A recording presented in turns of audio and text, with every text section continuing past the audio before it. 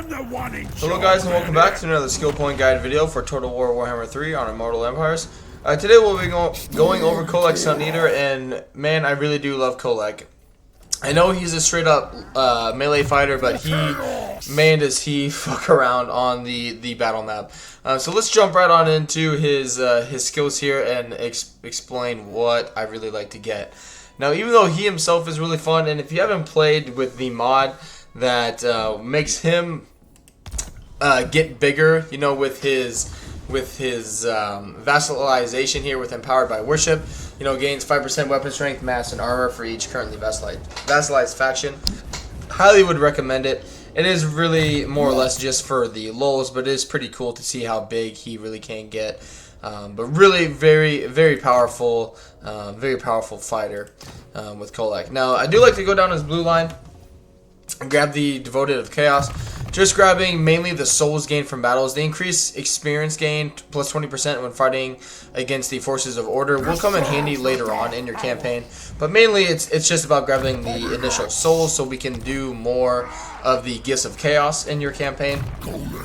And then after that, I do like to go down the red line first, or after getting the Devoted of Chaos, and get the monster's strength just to buff his dragon ogres, and then also getting the Storm of Rage.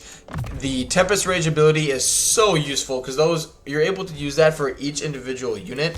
So this dragon ogre can use it, and so can this one.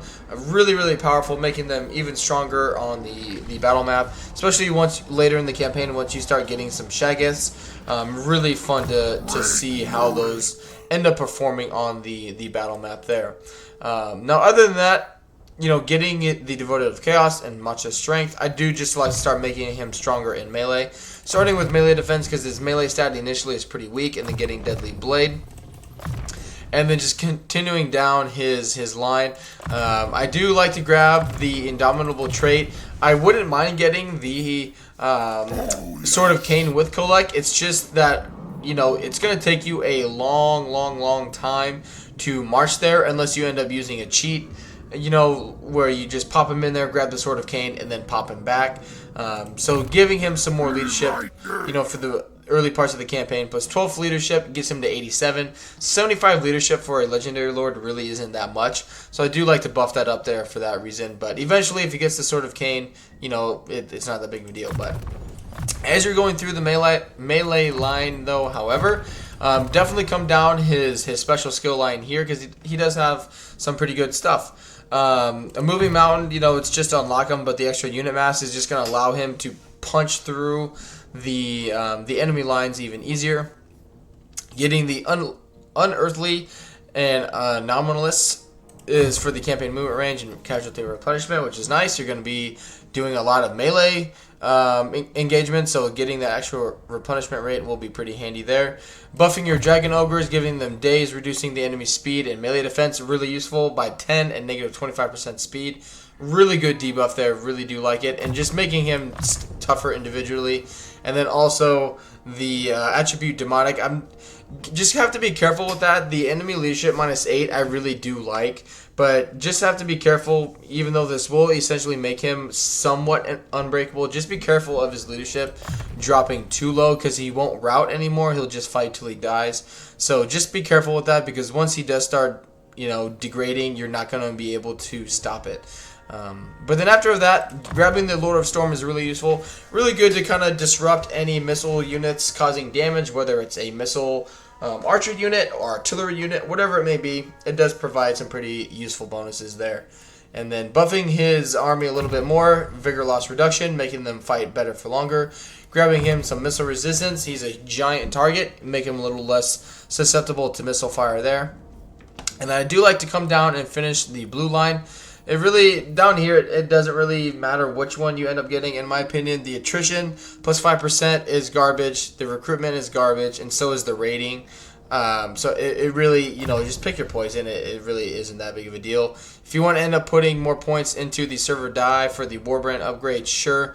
But you're going to be making so much money, you know, whether it's via the Dark Fortress sites or just post-battle loot, you know, the minus 10% is just not going to make that big of a deal. So just grab one just to get the rest of the blue line done. Now, the Unholy Resilience is really good for its casualty replenishment rate. And after that, you know, being a melee army, you don't really have to worry about being ambushed. So I really like to just go with the Blessed by Evil for the post-battle chance of stealing a magic item, and also the income from post-battle loot. Moving on, I do want to grab the campaign movement range and souls from battles. So let's just grab some more casualty replenishment rate just to unlock that and get the Chaos Unchained there. Now, I also am going to, just spending the last, you know, few points here, I am going to bypass Mentor, because I do want to get his Dragon Ogre, Shaggoths, and Ogres as strong as they can be. So I will do the Chaos Vanguard, go into Rally, and also get, I believe it is Freakish Mutations there, for some extra leadership, extra melee attack, and ward save there.